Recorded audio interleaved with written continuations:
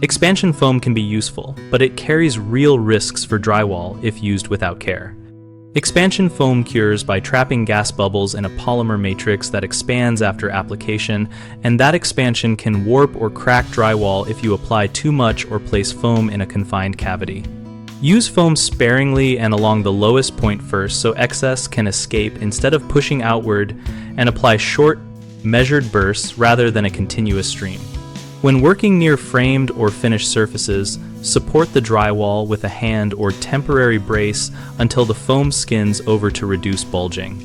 Choose low expansion or foam designed specifically for drywall if you must fill gaps adjacent to gypsum board, because these formulas exert less outward pressure while still sealing. For larger holes, consider using a backing material such as a woodblock or mesh to contain the foam and transfer the load to that backing instead of the gypsum. After the foam has fully cured, trim the excess with a fine-tooth saw or utility knife and dress the area with an appropriate flexible patching compound that bonds well to both foam and gypsum so movement does not cause new cracks.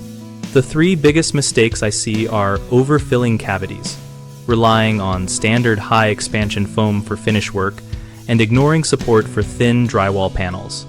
Overfilling lets the foam continue to expand and pop joints or create warps, so limit each application to a fraction of the void and allow full cure between passes.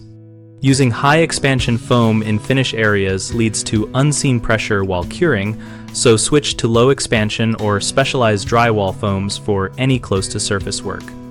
Not supporting fragile or narrow drywall strips means the cured foam can push them out.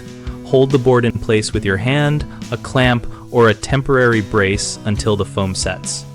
BigHomeProjects.com connects homeowners with local contractors through our searchable listings and review features to help you find people experienced with careful foam use and drywall repair. We also help contractors get visibility and work.